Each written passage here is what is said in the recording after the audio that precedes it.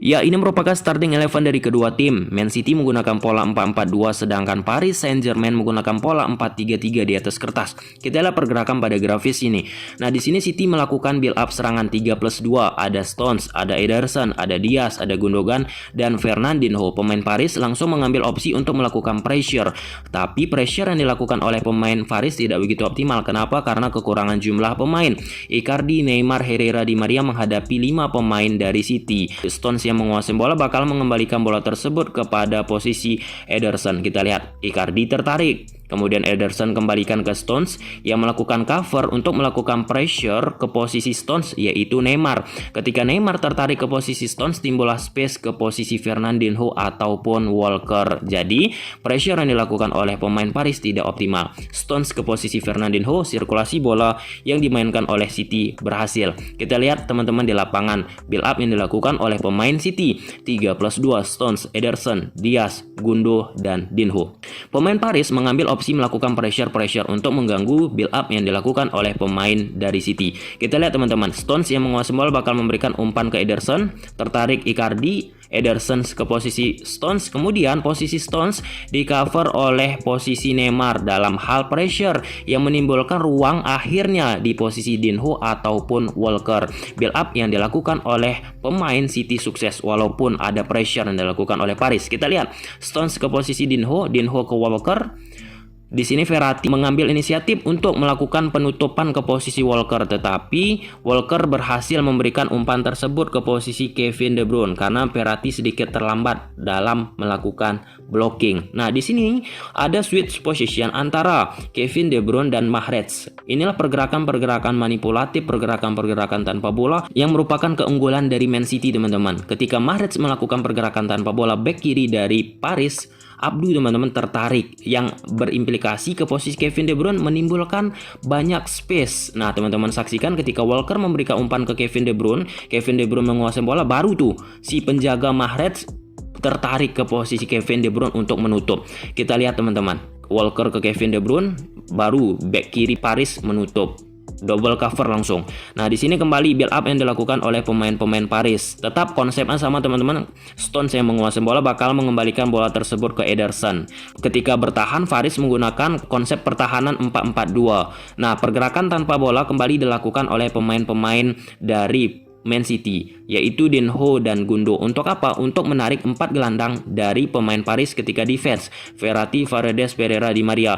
Apa tujuannya? Agar timbul gap antara lini belakang dan lini tengah, bahkan lini depan dari pemain-pemain Paris, yang akhirnya bisa dimanfaatkan oleh pemain City. Nah, Stones yang menguasai bola bakal mengembalikan bola tersebut ke posisi Ederson. Dinho dan Gundo turun terus dan akhirnya membuat perlahan-lahan pemain dari gelandang Paris mengikuti Dinho dan Gundo. Nah, 3+2 tetap konsepnya pemain dari City melakukan build up serangan. Ederson yang menguasai bola bakalan memberikan umpan tersebut ke posisi Gundo. Tetap tujuannya tetap teman-teman untuk menarik dulu pemain-pemain Paris untuk menekan terus nih ke jantung pertahanan dari pemain City. Kita lihat Ederson ke Gundo, Gundo balikkan lagi tuh ke belakang. Nah, di sini pemain-pemain Paris sudah mulai keseluruhan berada di jantung permainan dari pemain City, kecuali 4 back di belakang. Artinya mulai timbul gap antara lini belakang, lini tengah, dan lini depan. Nah, Ederson yang lihai dalam mensirkulasikan bola-bola panjang sangat menguntungkan bagi City. Pada case ini Ederson langsung melakukan umpan panjang ke posisi Zinchenko. Nah, kita lihat Zinchenko menguasai bola, langsung masuk ke jantung pertahanan dari Paris. Teman-teman lihat organisasi struktur pertahanan dari Paris. Lini belakang dan lini tengahnya sudah sangat jauh jarak mereka, teman-teman. Lini tengah, lini depan dari Paris masih berada di jantung permainan dari City. Sedangkan di sini pemain lini belakang Paris langsung berhadapan dengan 4 pemain dari City. Foden, Kevin De Bruyne, Mahrez, hingga Zinchenko tanpa ada screening ball dari gelandang-gelandang Paris. Kita lihat Zinchenko menguasai bola, langsung melakukan cutback ke posisi Kevin De Bruyne. Kevin De Bruyne memiliki opsi langsung melakukan shooting tanpa ada screening dari gelandang-gelandang Paris yang ketinggalan. Cerdik. Kita lihat Zinchenko ke Kevin De Bruyne melakukan shooting dan bola mental Mahrez gol. luar biasa, terstruktur. Pep Guardiola, perfecto. Kita lihat dari grafis statistik build up Man City. Man City melakukan total build up 25 kali. Man City ketika build up di pressure oleh PSG 9 kali. Nah, high pressing sukses yang dilakukan oleh PSG di pertandingan kali ini hanya 27 kali, sedangkan Man City sukses pressing yang mereka lakukan 43%. Artinya tidak optimal pressure yang dilakukan oleh pemain Paris ketika pemain City melakukan build up serangan. Clear.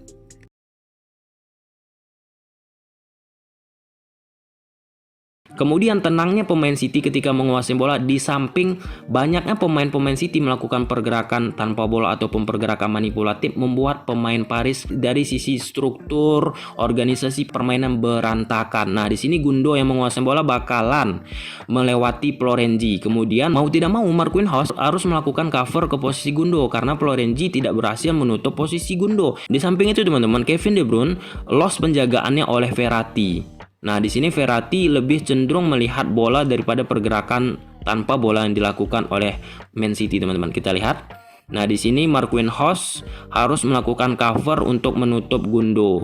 Dan di situ juga Foden sudah berhasil dan siap untuk menelusuri daerah yang ditinggalkan oleh Marquinhos karena Faridas juga ketinggalan. Dan Gundo berhasil melewati posisi Florenzi, bakal memberikan umpan ke Kevin De Bruyne. Verratti yang seharusnya menjaga Kevin De Bruyne lost penjagaan. Kita lihat Gundo ke Kevin De Bruyne, kemudian Kevin De Bruyne ke posisi Foden yang tadinya posisi tersebut dijaga oleh Marquinhos. Marquinhos kenapa sudah tidak ada berada di posisi tersebut? Karena untuk melakukan cover ke posisi Gundo yang dimana dia melewati posisi Florenzi. Ketenangan dalam menguasai bola, ketenangan dalam sisi passing, dan manipulatif pergerakan yang dilakukan oleh pemain City sangat-sangat luar biasa, teman-teman. Kevin De Bruyne ke Foden mendapatkan ruang dan dilakukan tendangan. Terstruktur semua, teman-teman. Berawal dari serangan yang dibangun oleh pemain Paris, teman-teman. Di sini berhasil di-interception oleh pemain City. Dan kembali ketika transisi cepat yang dilakukan oleh pemain Paris, struktur pertahanan mereka tidak begitu optimal lagi. Teman-teman saksikan Kimpembe ketinggalan. Dan Kevin De Bruyne yang menguasai bola bakal memberikan umpan ke Foden, kita saksikan. Nah, Foden terus membawa bola menelusuri daerah yang sangat-sangat sering dia telusuri, daerah kiri, teman-teman. Nah, di sini 4 lawan 2 sudah tidak begitu optimal dan ideal lagi, teman-teman. Organisasi struktur sudah tidak optimal. Nah, di samping itu Abdu, teman-teman, yang menjaga posisi Mahrez ketinggalan kembali. Foden memberikan umpan ke Kevin De Bruyne. Kevin De Bruyne kembalikan ke Foden. Kemudian Foden memberikan umpan ke Mahrez. Abdu ketinggalan. Bek kiri dari Paris. Nah, ball possession Paris Saint-Germain melakukan ball possession sebanyak 57%, sedangkan City 43%. Catatan pergerakan pemain Man City total pada match ini 782 kali, yang berhasil 646 kali. Tingkat keberhasilan 83%. Sedangkan PSG total pergerakan pemainnya 899 kali, total yang berhasil 736 kali. Tingkat akurasi keberhasilan 82%. Jadi di sini, teman-teman, walaupun pemain City melakukan pergerakan yang sedikit, ada sisi keefektivitasan pemain City memanfaatkan peluang-peluang untuk dicetak menjadi gol.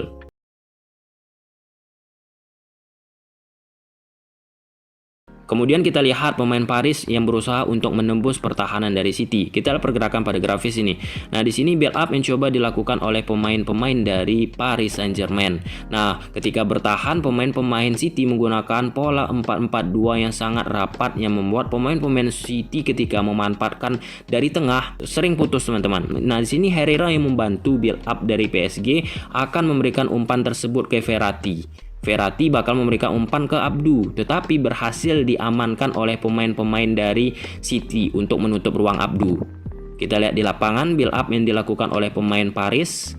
Incarannya Verratti, teman-teman. Pemain City menggunakan 4-4-2. Herrera ke posisi Verratti, kemudian Verratti ke Abdu, berhasil ditutup oleh pemain City. Dikembalikan ke belakang. Ini build up yang sama, teman-teman, dilakukan 4-4-2 dari posisi Verratti, bertukaran Verratti Herrera, Verratti Herrera. Verratti ke posisi Neymar, masuk antara celah, kemudian Neymar memberikan umpan tersebut ke posisi Herrera, teman-teman, tetapi berhasil diamankan dan diblocking, di interception oleh Diaz. sangat mudah karena rapatnya jarak antara lini belakang lini tengah dari City ketika defense.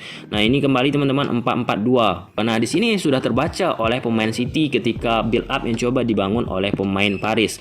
Karena ketika Kimpembe langsung memberikan umpan ke Verratti berhasil diputus oleh pemain City. Kita lihat berhasil diputus. Sudah terbaca. Jeli sekali Pep.